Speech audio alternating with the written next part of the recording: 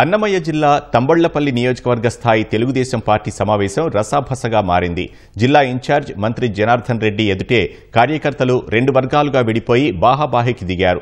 తంబళ్లపల్లి నియోజకవర్గం ఎమ్మెల్యేగా పోటీ చేసి ఓడిపోయిన జయచంద్రారెడ్డి, మాజీ ఎమ్మెల్యే శంకర్ మధ్య రాజకీయ వర్గ పోరు తారాస్థాయికి చేరడంతో వారి అనుచరులు ఘర్షణకు దిగారు. నిజమైన పార్టీ కార్యకర్తలకు న్యాయం చేయాలని శంకర్ అనుచరులు నినాదాలు చేశారు. వైసీపీ నుంచి వచ్చిన వారికి పార్టీలో సముచిత స్థానం కల్పిస్తున్నారని, పార్టీకి పనిచేసిన వారికి కనీస మర్యాద దక్కలేదని వాపోయారు. దీంతో ఇరు వర్గాల మధ్య ఘర్షణ వాతావరణం ఏర్పడింది. ఘర్షణలో పీటీఎం మండలం మాజీ జెడ్పీటీసీపై దాడి జరిగింది. దీంతో పోలీసులు జోక్యం చేసుకుని గొడవ సద్దుమణిగేందుకు ప్రయత్నించారు.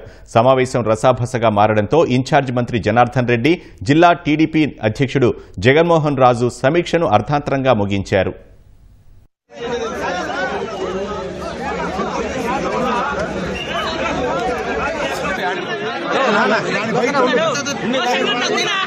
అదే